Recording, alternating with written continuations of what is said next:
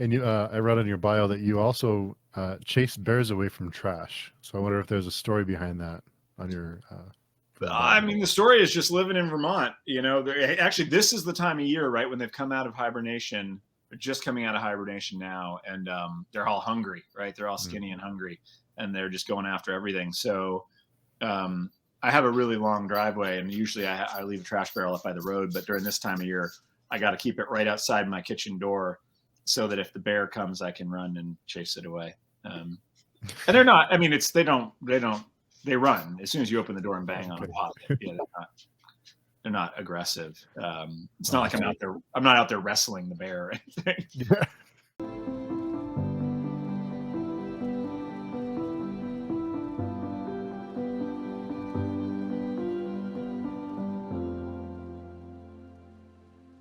Hello, friends. My name is Steve, and I'm here today with author Brian Staveley. Brian, thank you for joining me tonight. Thanks for having me. I know you're a hard man to track down, so I appreciate you coming by and taking the time to chat with me. I appreciate the patience in getting me on here. Just for those of you who don't know, I messed up a couple times on coordinating, so it's good to finally get something right. No, yeah, I'm great. I'm thankful for the opportunity to talk to you. So it's I appreciate it. I know you're busy and have books to write, so That's the theory. Yes, yes, yes, yeah. indeed. Just make everyone believe that, and Mm-hmm. they'll leave you alone. Yeah, Right, I have right. books to write. It's the George Costanza thing where you always look impatient and busy, and no one bothers you. That's right. Exactly. Yeah, Yes. exactly. So for people who aren't familiar with your work, tell us about the books you've written. So I write epic fantasy. My first book was titled The Emperor's Blades. That came out almost 10 years ago. And it was the beginning of a trilogy that followed three adult children of a murdered emperor, a monk, a special forces soldier, and a politician. And it sort of followed their interwoven fates as they try to figure out, who killed their father and why. And because it's epic fantasy, of course, it's tied into a plot that's many thousands of years in the making. And then I followed along in that world. I wrote a standalone in that world. I'm writing a new trilogy in that world now. My most recent book was The Empire's Ruin, which was the beginning of a new trilogy in that world. So everything that I've published has been set in that world. And before writing your first book, you were a teacher and you taught philosophy, religion, and history, I believe, right? Yeah, I taught all kinds of stuff. The school that I was at was pretty flexible with me. So I taught comparative religion and philosophy, a course on literary translation, a course on like a poetry survey course, ancient world history, a course called Philosophy, Physics, and the Brain, a bunch of different stuff. Oh, cool. How did that influence your storytelling? How did that why did you decide to write, and how did that influence your writing? Well, the history in particular, I had a creative writing background. I did my undergrad and grad degrees in poetry. And I'd always been interested in history, but it wasn't until I started teaching it. I sort of like snuck my way into the history department at the school where I taught and ended up teaching a bunch of stuff that I didn't really know about. So I would spend every summer kind of frantically reading and learning about whatever medieval Japan so that I could teach a class about it. And that was awesome. It was great because it meant that I was learning all kinds of stuff. And, a lot of that sort of ancient world history, comparative religion, philosophy, all that is just great inspiration and material if you're writing fantasy, right? So yeah, I draw on that all the time. Although I'm not doing some kind of like a one-to-one or even like a close correspondence, like a Guy Gavriel Kay kind of thing. I'm not like, oh, this is sort of Tong China or this is Reconquista Spain or whatever. I'm not operating that close to historical precedent. It's more of an inspiration than a direct analog in my books. Were there any events in history or religions that influenced your stories? Yeah, I mean, anybody with even a passing acquaintance with both Taoism or Buddhism will recognize those in the Shin monks in my book. By the way, people who are listening, if you hear clanking in the background, that's my son who's making a cake. I apologize. Keep the clanking to a minimum, please. So yeah, those are there. Lao Tzu and Chuang-Tzu, these Taoist writers. I looked at them a lot, especially when I was going back to create the Shin. But I didn't want to just import real world religions into my book and give them a different name, right? The Shin are a categorically different thing that are grounded in the historical experience of my own world. There's a reason they are the way they are that only makes sense in the context of my books. So, again, inspiration rather than sort of direct translation, I would say. And how long had you been thinking about writing a book before you decided to publish one? Ages. Yeah, so all while I was teaching, I was hoping to do that, and then eventually I realized I needed like a chunk of time to take a stab at actually writing the book. And I had been over in Asia for just a different reason, and I realized, oh boy, like Mongolia is really cheap. Like I could live in Mongolia for quite a while on not much money. And so I spent a couple of years at my teaching job saving up money, and then I took a year off and I went to Asia and wrote the first draft of my book, The Emperor's Blades, while I was over there. But that draft is not what got published. It got massively reworked over then I came back, went back to my teaching job, and for the next 5 years, just on breaks and in the summer, I reworked it, and then finally, got something close to what was eventually published. Oh wow, that's long. When you were reworking it, did you ask or did you get input from certain people, or did you get ideas from? Yeah, tons of great feedback from folks. Mostly not anybody in the industry. I mean, I had no insight or connection to publishing. I was an idiot. I was like, well, I liked the first Game of Thrones book, so I should probably write something that's kind of that long, which is like not actually what a lot of agents or editors were looking for. But I didn't know. I mean, I didn't know what I was doing. So I was getting a lot of feedback just from friends of mine who are all avid readers, and just kind of soaking it all in and reworking it. And then eventually I hooked up with my agent, Hannah Bowman, who's amazing. And she was like, hey, I think you've really got something here, but also A, B, C, D, E, F, G, H, like let's rework it again. And she's right like 98.8% of the time or something. So we did a lot of her stuff. And then of course, once we sold it, my editor at the time, Marco Palmieri at Tor, he had suggestions. So it seemed, it has like a sort of 1,000 parents, that book. And I'm grateful to every single one of them, because it meant I didn't have to come up with all the ideas on my own. And your first book was met with a lot of acclaim, and it won some awards for best debut novel. And so how did that change your approach after your first book got so much attention? Well, I mean, just practically, it was a massive relief, because it meant that I could afford to do this full time. I didn't know, right? I didn't know if we were going to sell like 42 copies and call it a day, and that would be a nice try, or what. And so the fact that it sold well, I mean, forget about the awards or whatever, but just the fact that it sold well, and still selling is like amazing. That's the dream, right? And so that allowed me to write the other books and to keep writing, and so that's the most important thing. And with what was your publishing experience like? I think everyone seems to have a different experience with their first book getting it published. What surprised you most about that process? Oh gosh, a lot of surprises. Again, because I was coming at it as a total outsider. I didn't realize how many people work on a book. Just basic things like that. I had the editor who acquired me, but also there's these copy editors and the people who are doing the page proofs and the art directors. I just didn't know. I mean, I guess if I thought about it, I would have realized that yes, it's a big process, and a lot of people go into the marketing people, the publicity people. There's a lot of people that go into making a book successful. I didn't have any experience of that, so that was super interesting. How long it takes, the lead time from when I feel like the book is finished to when it's actually on the shelf. And that those two things are related, right? Because all these other people need to do their magic with it. So that, that was a surprise. Yeah, I don't know. The whole industry was absolutely new to me.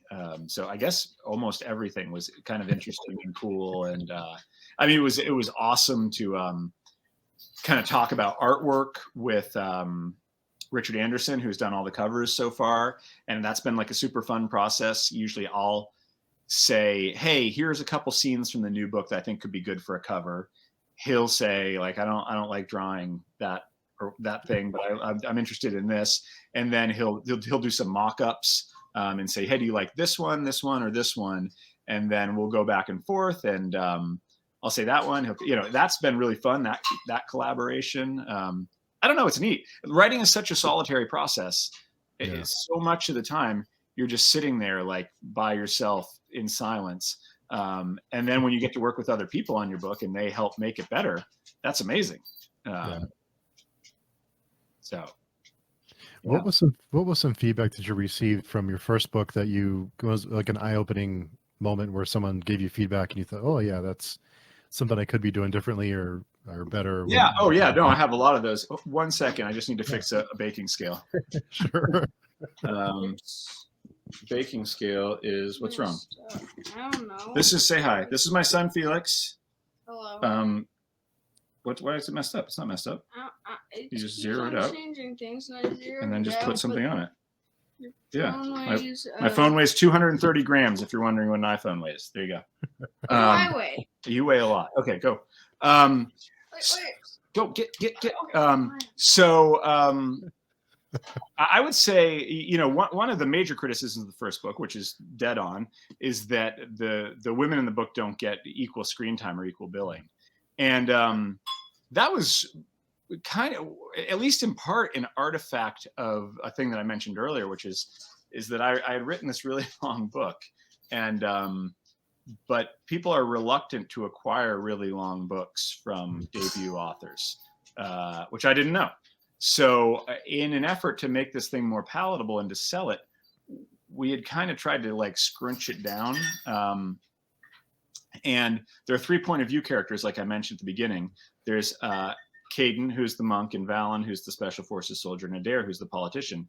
And originally they all kind of got the same amount of screen time, but Caden's and Valen's POVs are really entwined because of just the way the plot is structured. Adair's POV is pretty separate until the second book.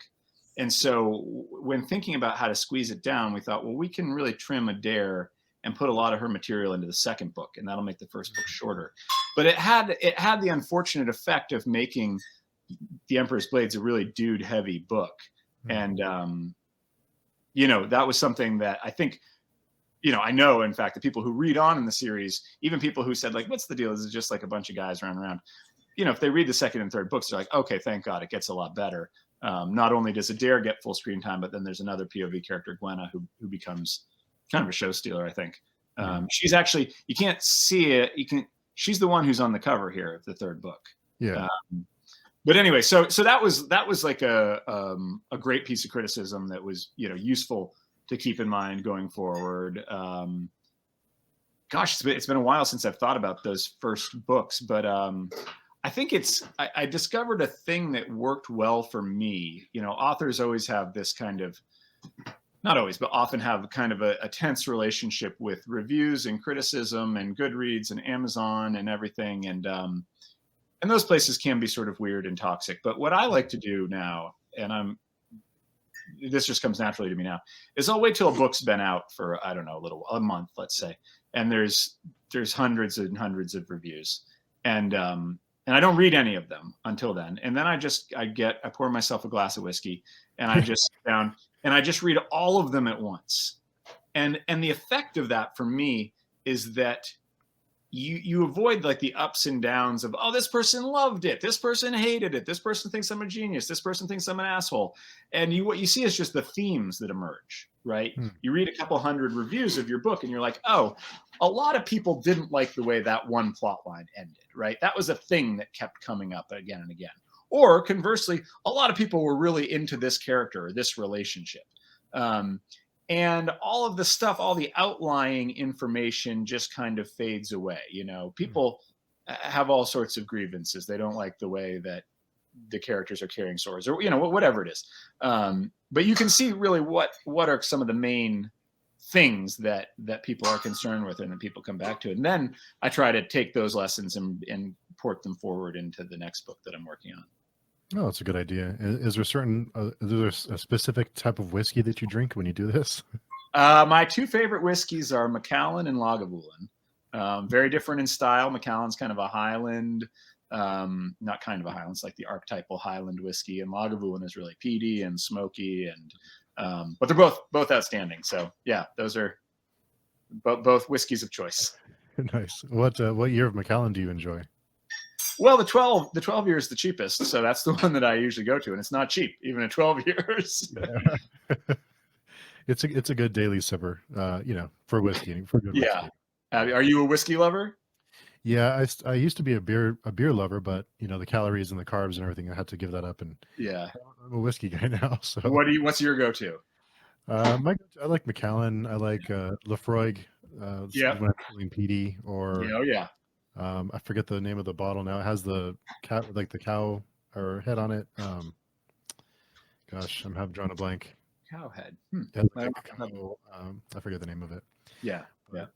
That's pretty good. But you can't go wrong with Macallan, or even like Buffalo Trace. That's really cheap. Mm-hmm. Yeah. That's a Yeah. daily sipper. If you can get your hands on it, it's hard to get because it's so Yeah. popular. But it's good whiskey just to have around for those Mm-hmm. those warm nights outside under Yeah. the pergola, whatever. Yeah. Where are you, Steve? I'm in New Mexico. Oh, okay. We're in New Mexico. I'm in Albuquerque. Yeah. I love that part of the state. That whole northern half of New Mexico, I think, is awesome. Yeah, some great trails, and I want to ask you about that a little bit later. Sure. Yeah. As far as storytelling goes, what makes a story worth telling? That's a good question. Worth telling. I think it's just something that's honest and that gets at what it's like to be a human being. It's a broad question, so I'm giving you a broad answer. I'm trying to encompass everything from like the Iliad to Toni Morrison, but yeah, something that understands some aspects of the human condition. Mm-hmm. And what about character? What makes a character compelling to you?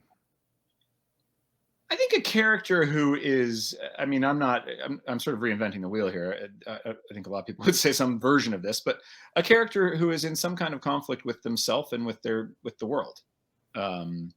Right. A character who is, this was a problem I had actually writing the first draft of my newest book, The Empire's Ruin. I had this character, Gwenna, actually, we were talking about it a little bit earlier. And she has a really clear arc in the first trilogy. And she ends in a real stable place. She kind of gets where she was going for those first 3 books. And that was satisfying to a lot of readers, and it was satisfying to me as a writer. But it was a fucking disaster when it came to write another book about her, because she was just a stone that had come to rest, right? There was no oomph to her at all. So I tried to send her out into the world on this quest. She's, for people who haven't read the book, she's also a special forces soldier, kind of like a Navy SEAL of the books. And she's with her group, and they would go out and they had these little episodes and they would kick ass, and it was all boring as hell. There was no tension because it was a group of characters doing what they're excellent at and doing it excellently. And that can be fun for a while, but it doesn't make for compelling fiction, I don't think. So I had to really tear that whole book apart, and in tearing it apart, I needed to put her in conflict with everything that she understood. So the first chapter of the Empire's Ruin is a brutal experience for her. She gets people killed. She makes big mistakes, and she is no longer comfortable. Where is the cornstarch? Sorry.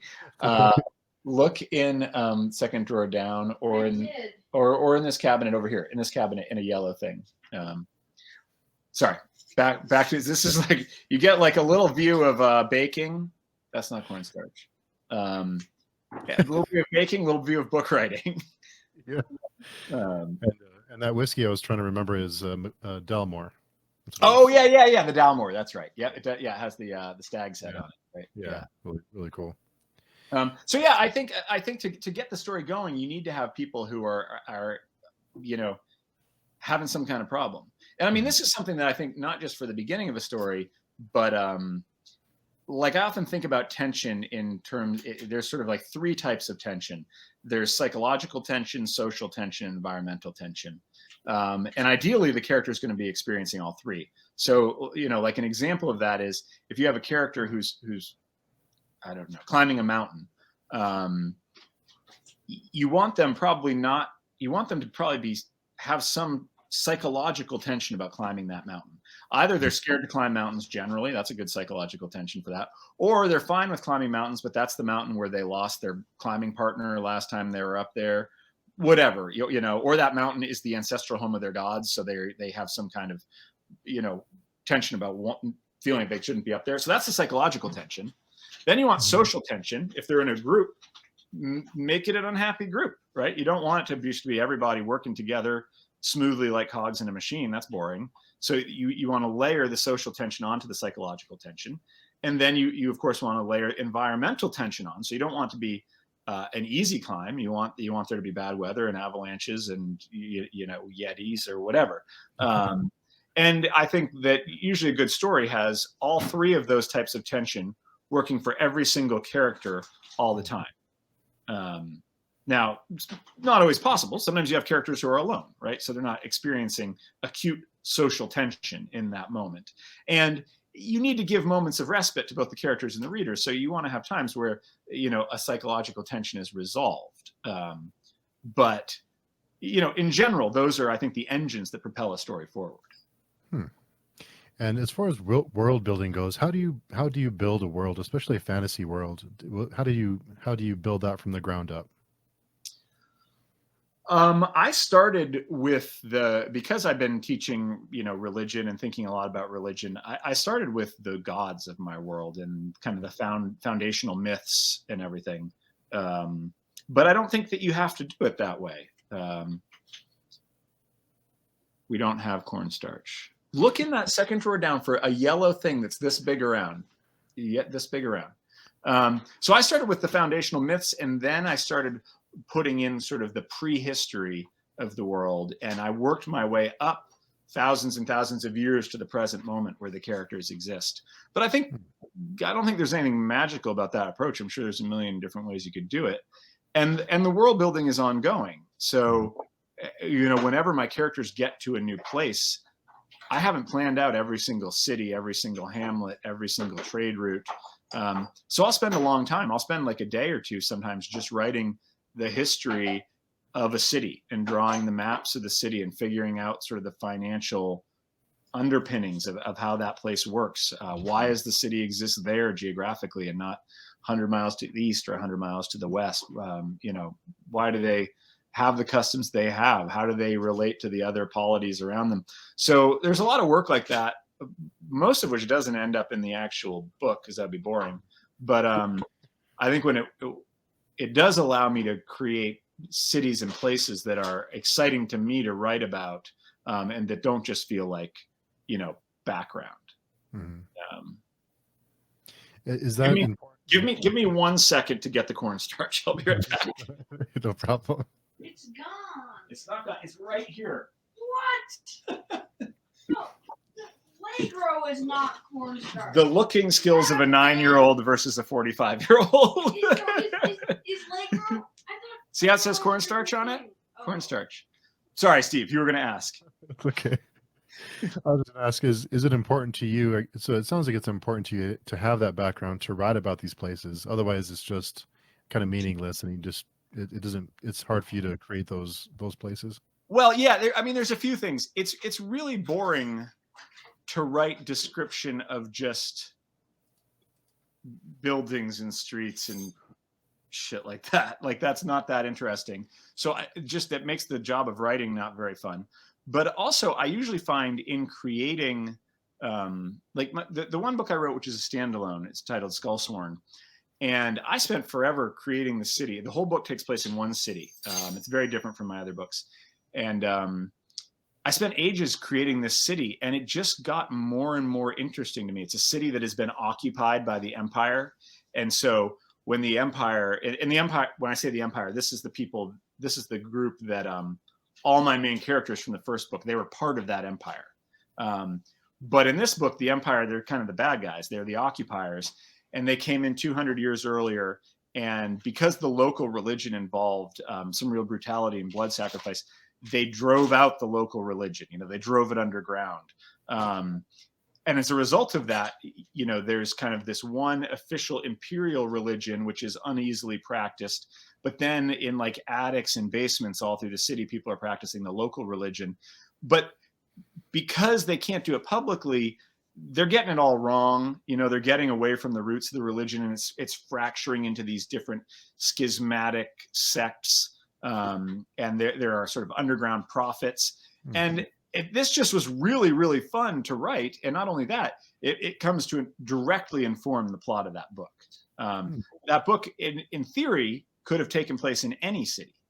When I started writing it, the city of Dombang, where it takes place, was just not even, there's nothing in my mind.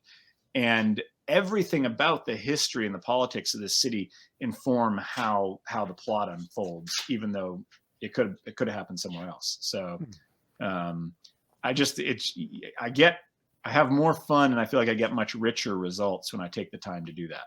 And I can always tell, because sometimes I'm feeling behind, or I'm late for a deadline, or I'm just rushed, or I'm lazy for whatever reason, and I drag my characters into some place that I haven't thought through, and it's always kind of thin. It just feels like those movie sets where you're like, I know that there's nothing behind those cabinets.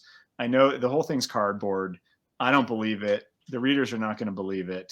It's a soundstage and it's boring. And that always catches up with me eventually. And I'm like, okay, take the 2 days. Don't write any of the book. Just go through and imagine the place properly.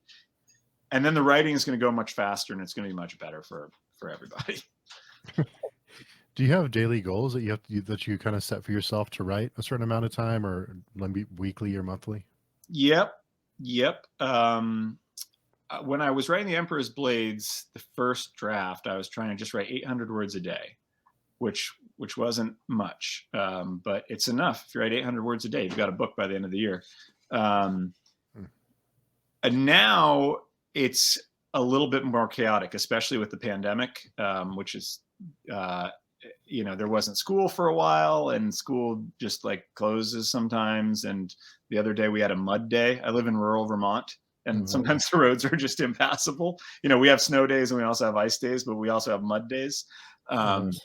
So like, I don't know, my schedule is all jumbled up now, which is fine, because it means I get to spend a lot of time with this guy who is now asking where buttermilk is. No, buttermilk powder. What even is it?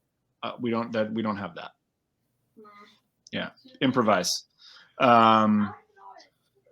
Yeah, I don't know what buttermilk powder is either. I've never even heard of that. So anyway, my schedule is a hot mess these days, and so I just try and get in writing when I can. And honestly, it's less efficient that way. But you know, life is all about trade-offs. My kid's not going to be 9 forever, so I count myself lucky to be able to try and juggle it all. And we did have some questions from Twitter. Yeah. Bring it on. Let's get to those. So a question from Armanis Arfenial. He's an author. He asked, do you know the Muffin Man? This is his question. Well, there's a muffin 9-year-old right over here who loves to make some muffins. Yeah. So I guess I know a muffin boy. Okay. What kind of cake is he making? What are you making over there? Me? Yeah. I don't know. I just found this thing that was called a chocolate mint cake, and I thought that sounded good. A chocolate mint cake. And here, come over here, and you can tell the camera. The camera? Yeah. Wait, how many viewers are just come here. Just kidding. Yeah. Again, this is Felix. So what are you making, Felix? I'm making a thing that's called a chocolate mint cake, and I don't really know what's happening, and I'm missing some of the ingredients, but I've improvised some bad cakes. So You I did hope provide this- some good stuff. well, yeah. What would you say are your specialties when it comes to baking? My specialties are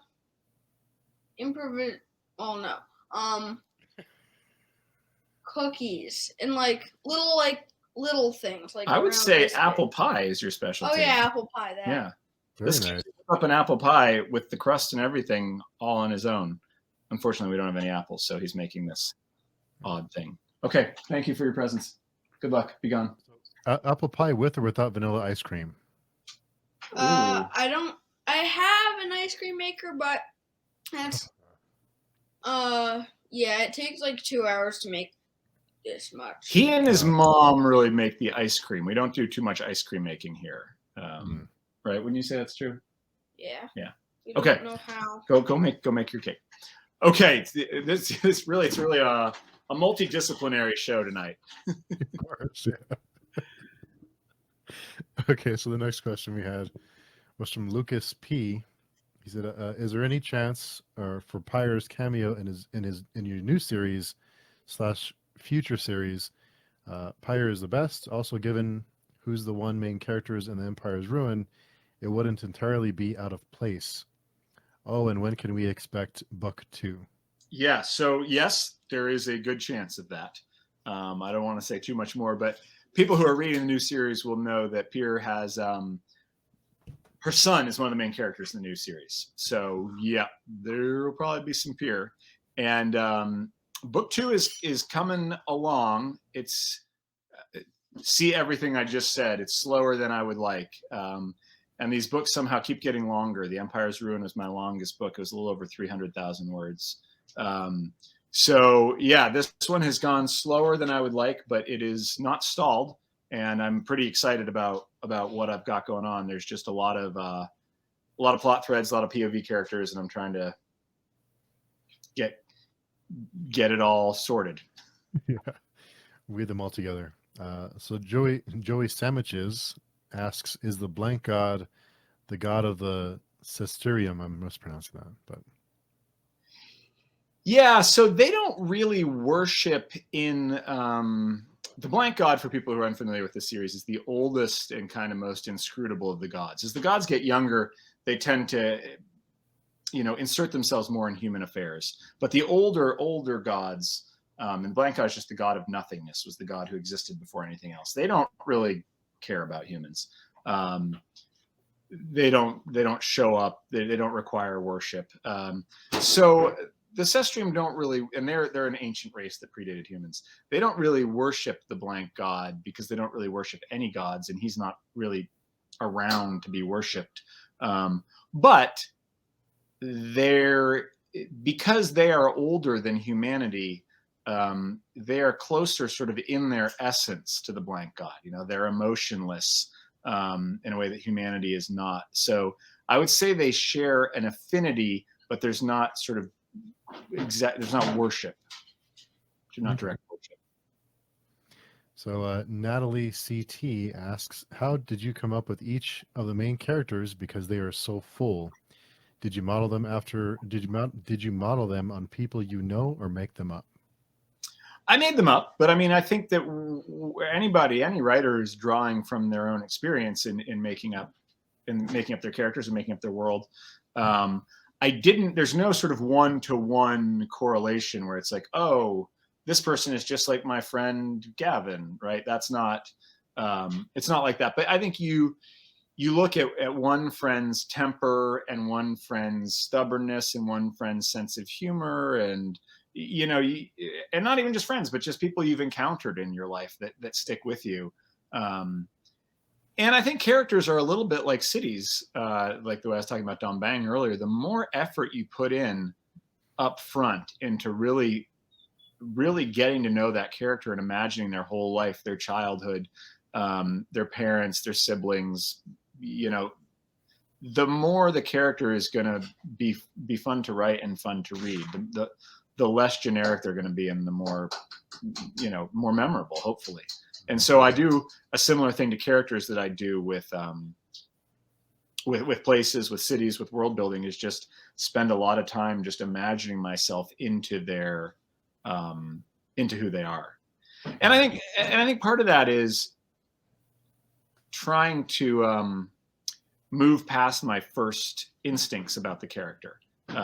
You know, if I have a set of personality traits that seem to fit together kind of well and work, I distrust that, because it's probably a little bit dull. I probably feel like it fits together and it works because I've seen it before. And so I'll try to scramble that up a little bit, and, you know, make the character into something that I feel like I maybe haven't seen quite as much before. My first instincts are usually not very good about anything. But I can, just by like stubbornness, I can hopefully usually get to a place that is more interesting and more memorable.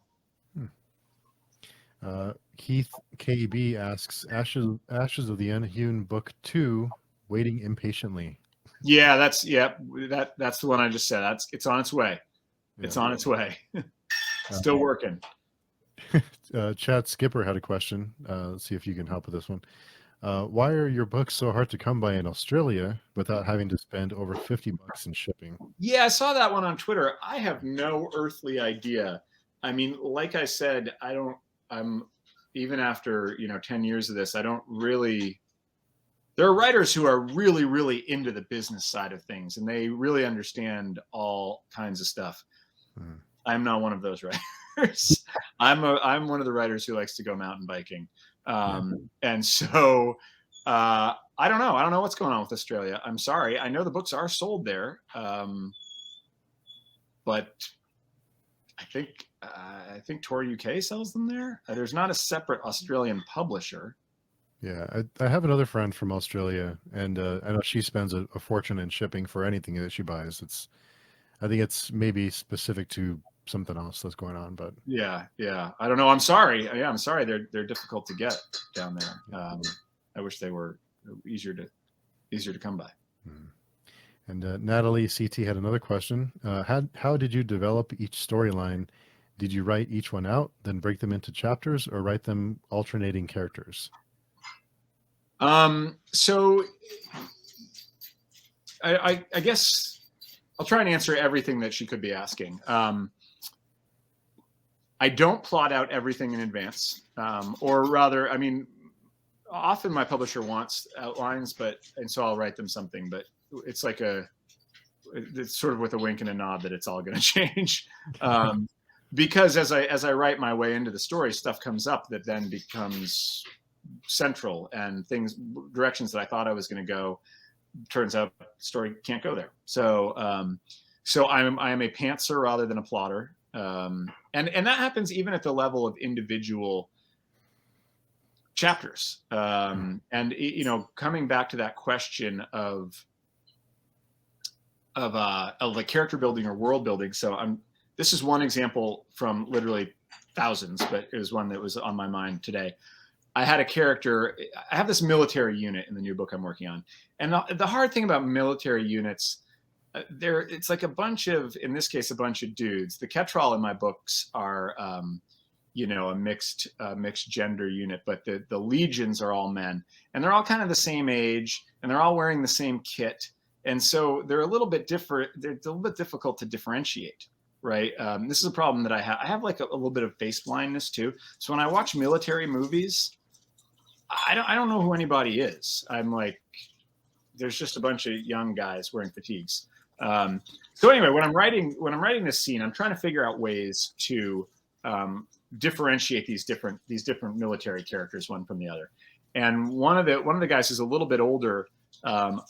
He had won a couple medals, but I thought, well, for him, he doesn't care about medals. So he brought them to a smith and had the smith turn them into just a little tiny knife that he has as like his weapon of last resort, right? And I just did that as part of my thinking about him, because I wanted him to have a little something. That's one of several things I wanted to kind of differentiate him. But then, of course, he has this knife of last resort, and I'll be damned if that's not going to get used, right? That's going to come out at some point, and it does. But that is something that I never could have imagined when I just sat down to write the books before I'd started, because I hadn't even invented this character yet. And I certainly didn't know that he had metals that he had forged into a knife that would then become sort of like the hinge of one of the chapters. And the books are littered with stuff like that. Whereas when I start to think about the details of the world or the characters, those details, of course, feed back into the plot. They're not just window dressing. It's not just background. They become organic elements of the plot. And so the plot is always kind of leading me as it's like I'm sort of discovering it as I go. But back to the original question, I'll stick with one character for a while. So I'll write Gwenna, and I'll write like 7 or 8 Gwenna chapters, and then I'll go back and I'll catch up with Adair, and I'll write 7 or 8 Adair chapters, because I get into the flow of one narrative line and I want to stick with it. But then I don't want to get too far ahead with that character, because like I just said, I don't know where I'm going. It's possible that character ends up in a place where it's like, oh shit, how am I going to unify these two plot lines? I need to make sure that no one character isn't getting away from me. And Michael Hannes asks, will we see Valen in book 2? You'll see him in this trilogy. I think probably. I don't know when. But yeah, this shit's going to go down in these next 2 books. So a lot of folks that have been sort of in the sidelines that maybe readers are excited to see again, they're gonna be back. I mean, I think people will be surprised by the direction of this trilogy. Very surprised. Oh, okay. Okay.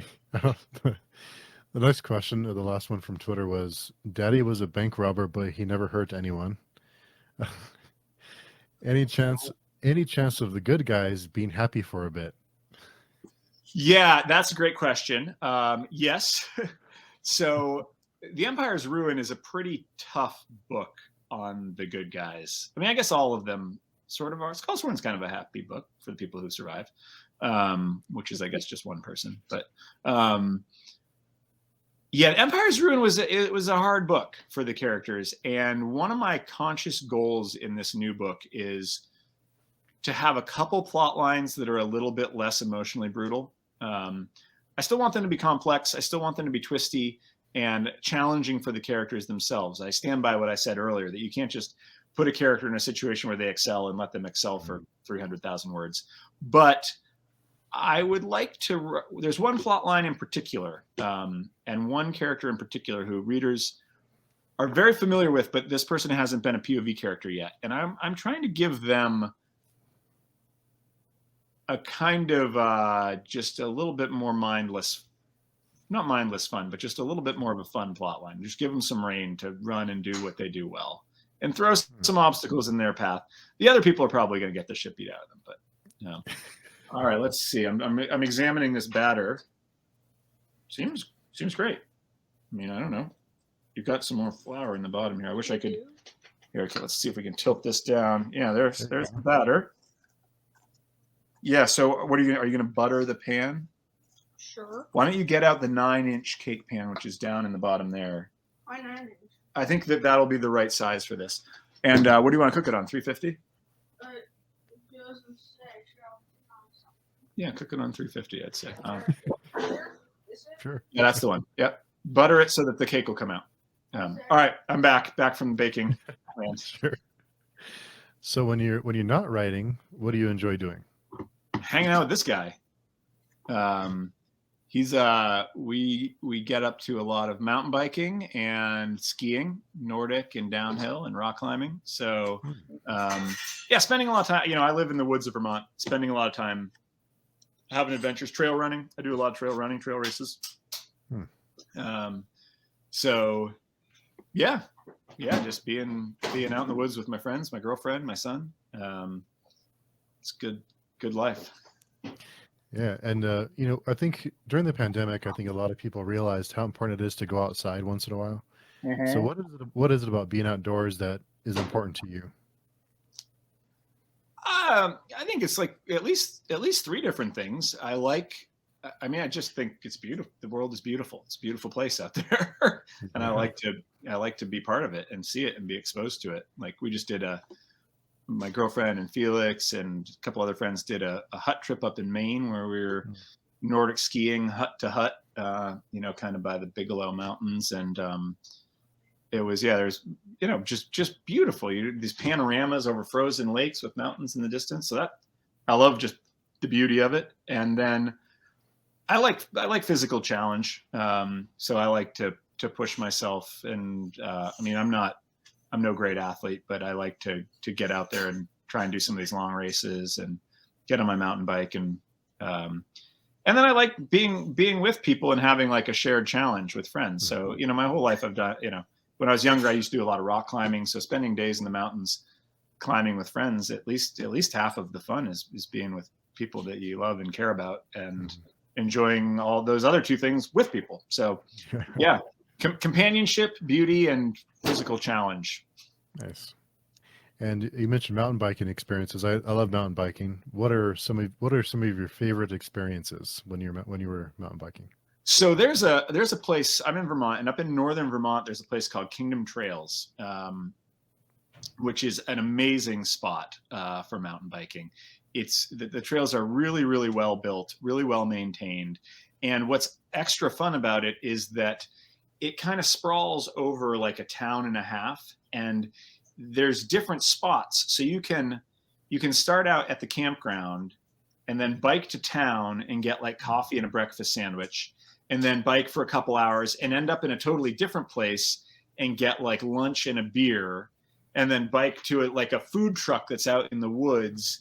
So especially if you have kids, there's like a destination for the biking. It's not just like we're going to go out and grind for 5 hours and then come in. It's sort of like, there's like little rivers and streams and swimming holes. So it's like, we'll bike for a couple hours, end up at a swimming hole, have a picnic, swim for half an hour, and then get back on the bikes. So the biking is outstanding, is world class, but the environment, and it's northern Vermont, it's beautiful, especially in the fall.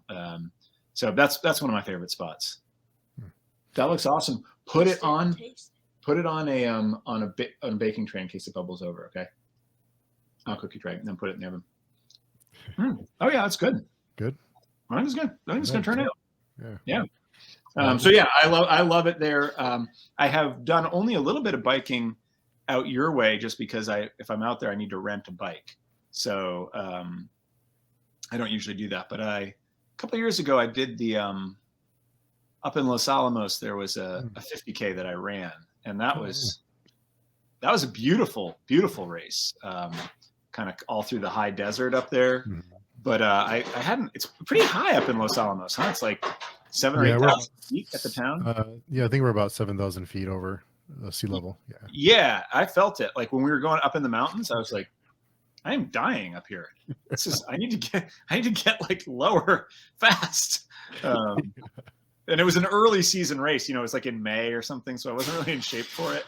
But I loved it. I mean, it was beautiful, but it kicked my butt. Yeah. What type of bike do you have? What type of bikes do you enjoy riding? So I have a giant Trance 3. It's Nice. Full suspension. I'm not great at any of this stuff. But I like it. 29-inch wheels, and it takes care of me. It gets me where I'm going.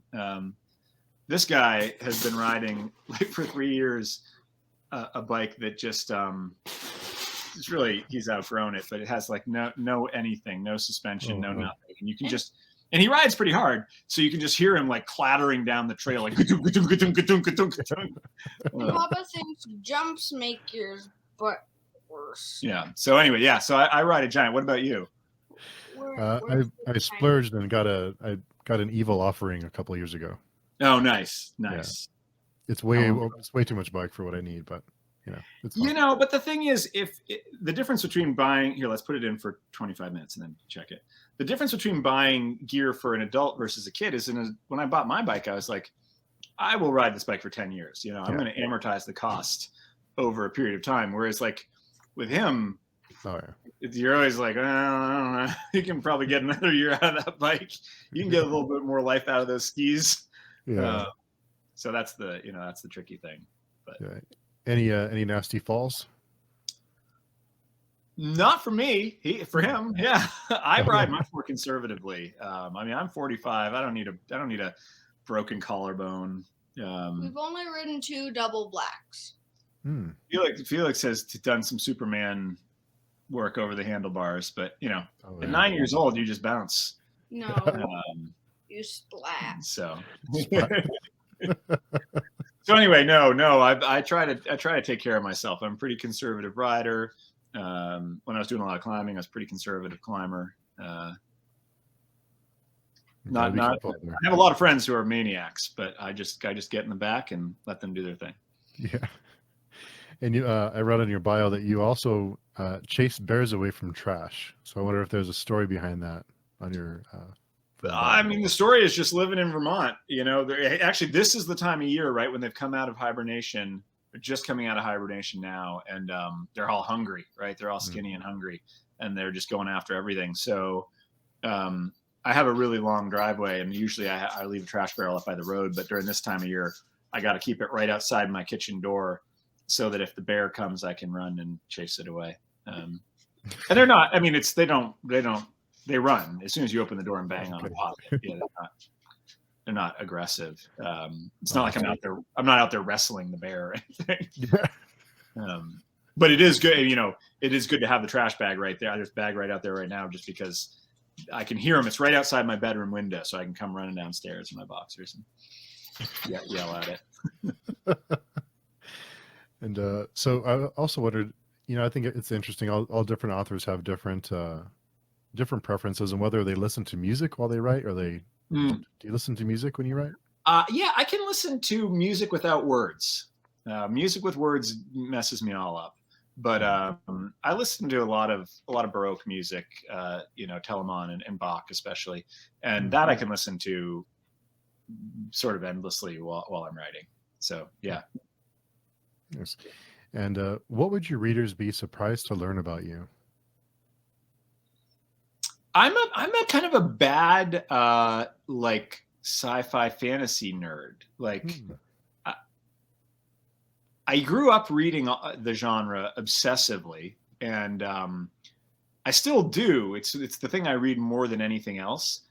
But I don't read as much as some other folks, and especially when it comes to movies. Like I haven't seen. I don't think I've seen like most of the new Star Wars movies. I haven't seen Solo or Rogue One or the end of the new Star Wars thing. I did see Dune. I thought the new Dune was cool. But I'm just not like, I'm not super plugged in. I try to keep up with what, there's a bunch of writers writing fantasy and sci-fi now that I really admire. And I try to keep up with what they're doing, but it's hopeless. There's so much good stuff. And as I get older, I read slower and slower, I think. I think that's partly a function of being a writer. Like if there's a page or a passage that I admire, I want to like kind of go over it and, enjoy it, but also kind of unpack it and see how it works. So, yeah, I guess that's probably, that is the thing that regularly surprises people. They'll reference something and I'm like, I have no idea what that is, or I know what it is, but I'm utterly unfamiliar with it. I'm not like clued into the current gaming scene, the movie scene. I'm like, I haven't seen any of the Marvel movies hardly. I've seen like the first ones. I know that there was like, yeah. So I don't know. I'm not. That's probably the most surprising thing.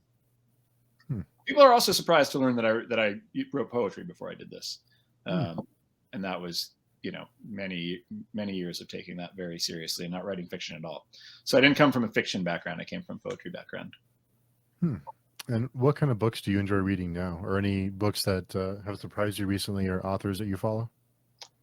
There's a lot of, like I said, so much good stuff out there.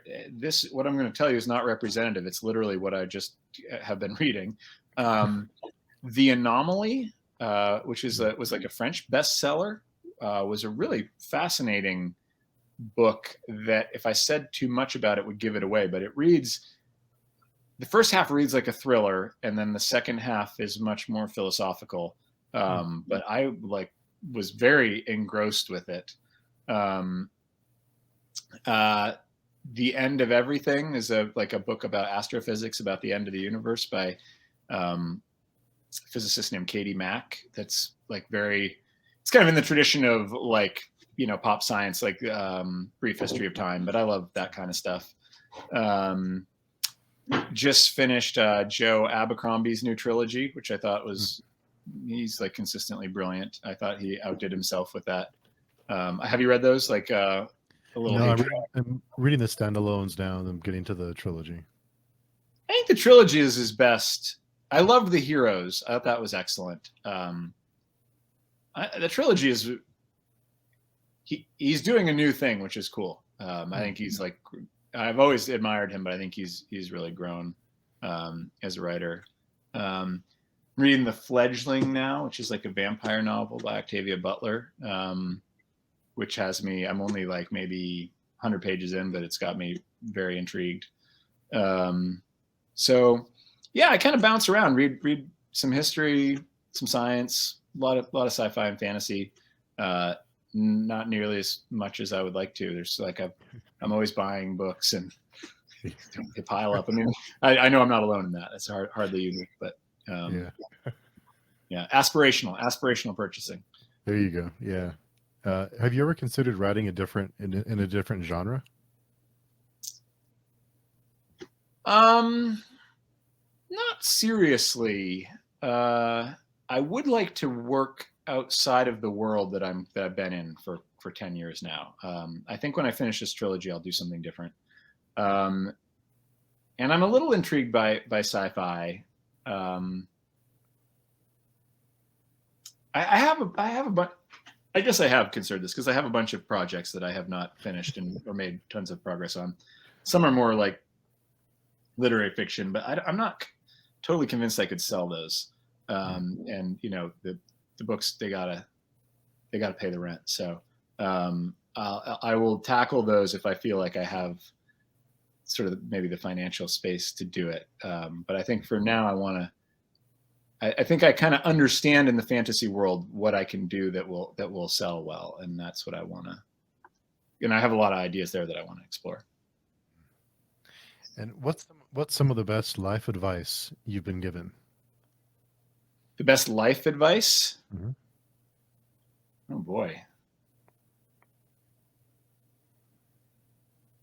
I have a friend who always says life is all about trade-offs, and I think that is very true. I don't know if it's exactly life advice. It's just kind of an observation that you can't have or do everything. Everything has a cost, and you have to figure out what you want to, what's important to you, and how to balance. Especially if you have a lot of interests, how to balance all those different things. So I think, that's something I think about quite a bit. Trying, balancing, a professional career as a writer and, friendships and athletic goals and artistic goals and, being a father, being in a romantic relationship, there's just a lot of stuff. And I feel very lucky and rich to have a lot of that going on, but it's always like, okay, well, I could write this book a lot faster, but then what would I be neglecting? So. Yeah, it's true. Yeah. It's so little time, so many things to do. It feels that way. It really feels that way. Yeah. Especially, I don't know, probably hits different people at different times, but like I'm in my mid 40s, which is, about halfway.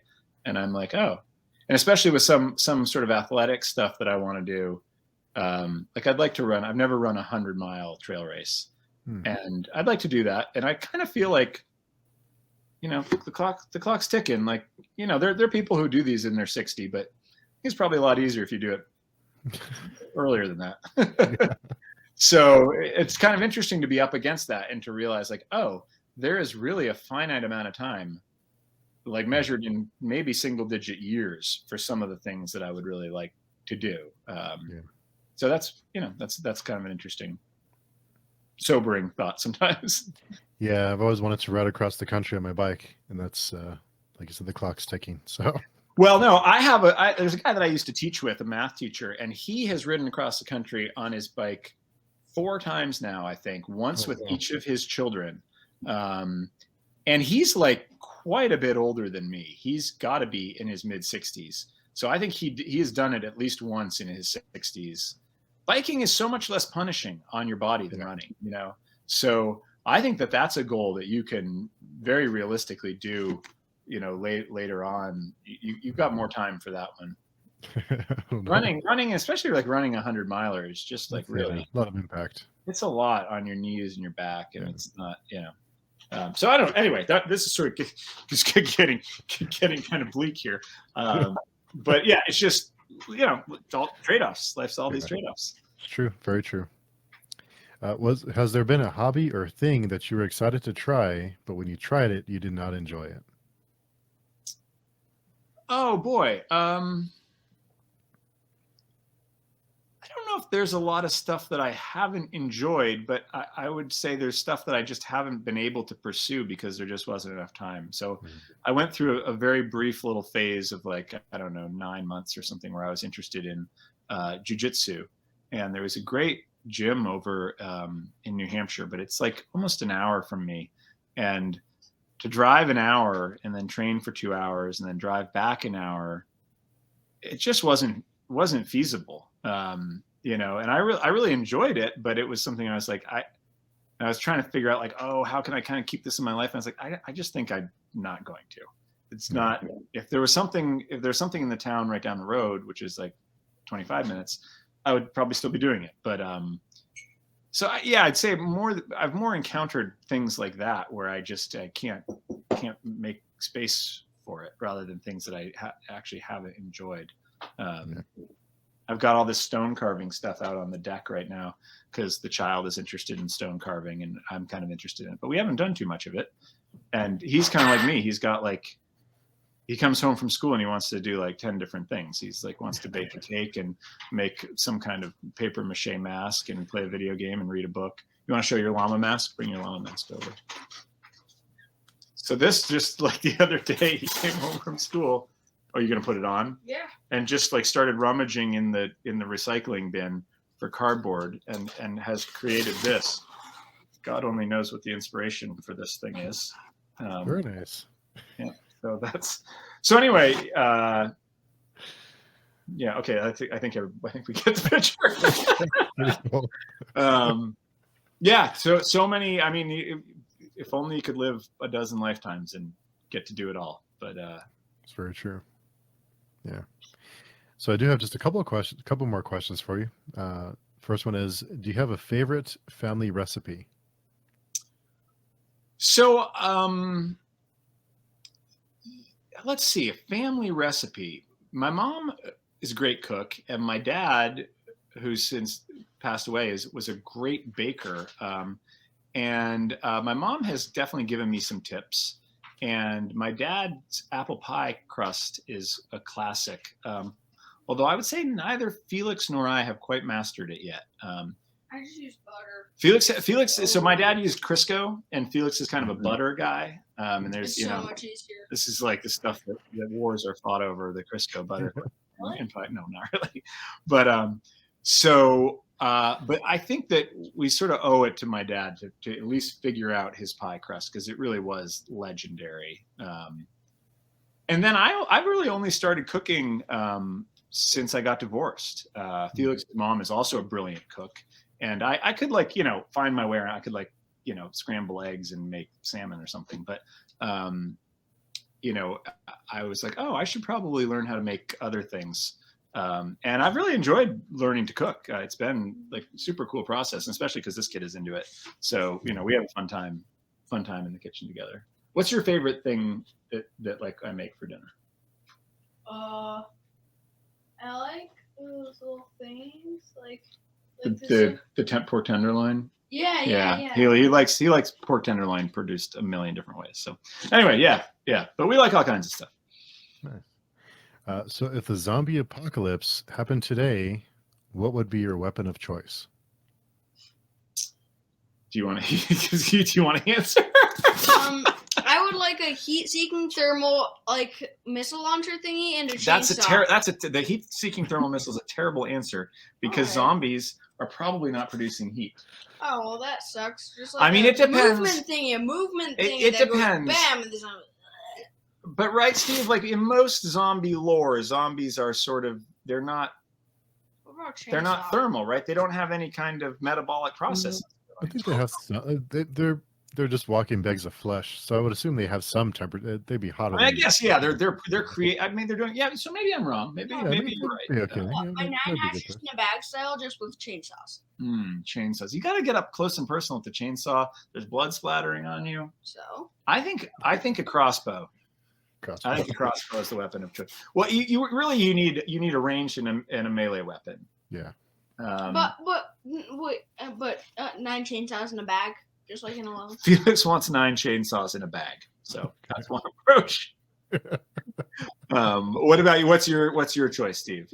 I don't know. Maybe an axe or a spear or something. Something you can multi-purpose. You could chop wood with it. You can cut off heads and things like that. So something that's... Here, I will send a question back at you.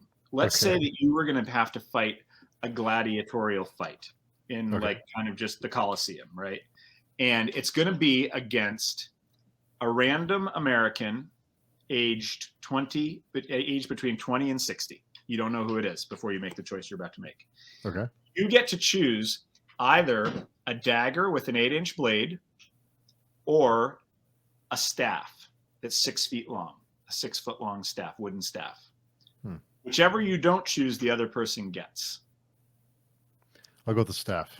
Going with the staff. Boy, really confident and very quick. Okay, what's your thinking there? The range. I'll keep them away. But if they get inside that range, man, I'm screwed. Yeah. Yeah. Yeah. What about you? I've been arguing about this question with friends of mine for years, and I go back and forth. Couldn't you just wump them with the staff? Like, you could try and wump them with the staff, but if you failed in your wumping, you'd be in dire straits. If they're a straits. 20-year-old, you don't know it's a 20-year-old. Oh well, if they're a 60-year-old, they probably are like, I don't know. Well, I don't know, but like, if you're with you're saying you would choose the staff. If you're with a dagger, what are you gonna do? I would try to just block the staff with a hand and get in close.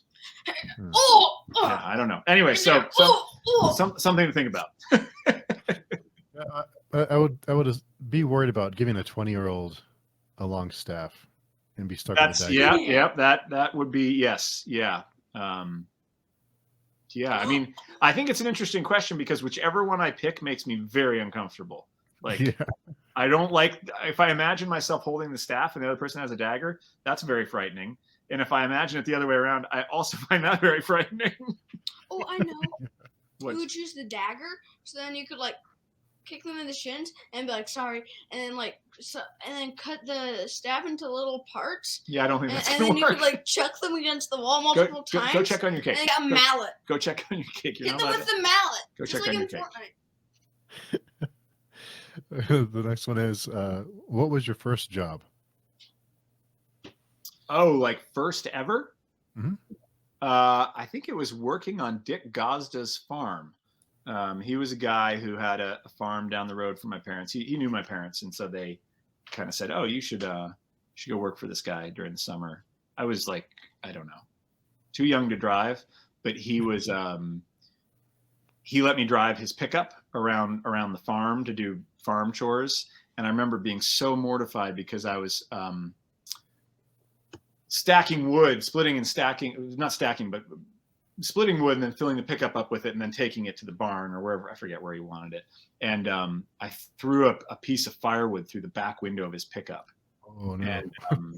And so like, whatever, like two weeks worth of work went to just evaporated into paying for a new window for the pickup. So yeah, I think that, and like mowing lawns around the area. In college, I worked as a waiter briefly, and also taught climbing lessons. And then, but most of my adult life, I was a teacher. That was the big chunk for me was teaching high school. What did you learn about yourself when you were a teacher? What did I learn about myself?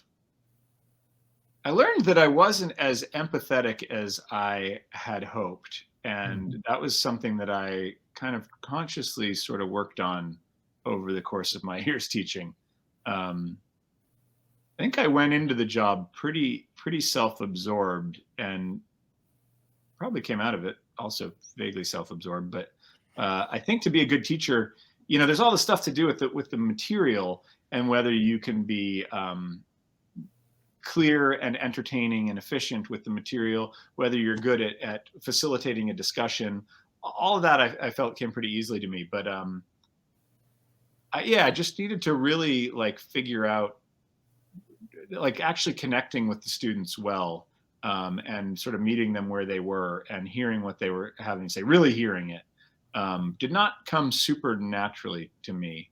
And I think it's like an absolutely necessary skill for a teacher.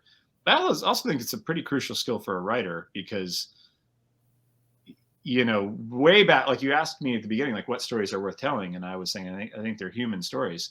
It's pretty hard to tell good human stories if you're totally self-absorbed. So I think that was like one of my challenges as a teacher, and also as a challenge, you know, as a writer, is like really trying to put myself away, and, you know, be there, you know, emotionally and in terms of curiosity for people around me. And I think it makes you a better writer, and hopefully a better person.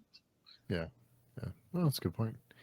And the question I like to ask all of my guests, because it helps me get better at my questions in the whole format, is if you were in my position, was there a question that you would have asked that I did not ask?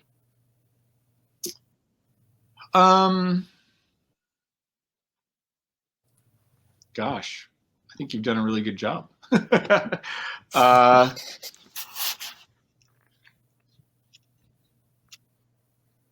The only thing that I don't think it would work in this style of interview, but I'm often eager to do. This is maybe like my poetry background or what, I don't know what, but like I really like doing close readings of books, taking a look at a page or even a paragraph or even a sentence. I mean, some sentences don't warrant this treatment, but the good ones do.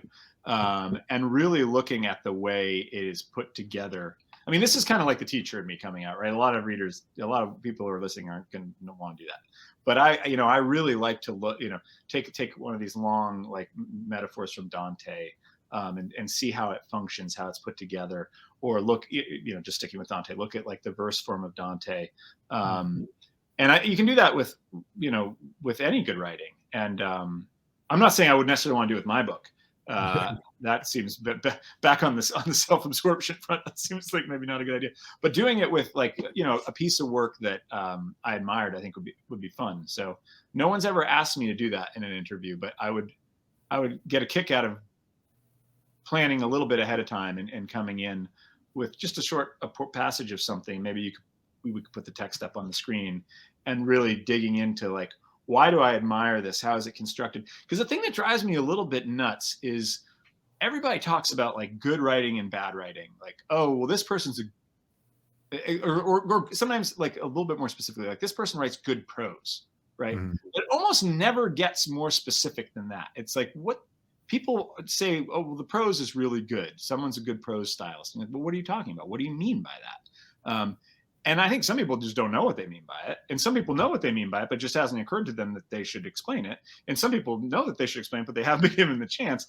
And I would really like to dig into those questions of like, what is, when I say, not to answer the question, what is good writing, but to at least like look under the hood and be like, how is this passage constructed?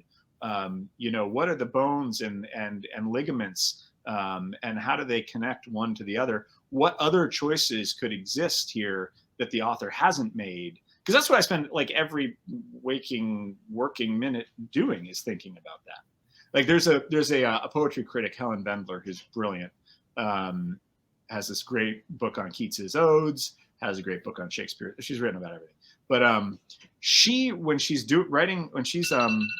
check your cake, kid. When she's preparing a poem to write about, she will write it out longhand, and she pauses after every word or every couple words and tries to imagine different ways that the line could have gone. Right? You think of a Shakespeare sonnet, you know, or a poem by Emily Dickinson as like these immutable things. Dickinson less so because she has variants of some of her poems, but and you don't realize that when the poet was writing it, they could have done anything, right? When you start writing the poem, you could write any damn thing. So like, you know, Dickinson has a poem with the first line is, "I've known a heaven like a tent." Like, well, that's interesting that it's like a tent. And, you know, she compares it to a circus tent that just gets collapsed and taken away. Another Dickinson line, like a safe in their alabaster chambers. Like that always struck me as like one of the greatest starting lines of any poem. She's writing about, you know, about these dead people. And the first word that comes to mind is safe. You know, the strong stress, caesura, and then you get to alabaster, which is anyway. So anyway, I would like to do more stuff like that. I'd love to if you'd be willing to do that. Sure. Yeah. And I didn't mean that was on you, but you were just asking.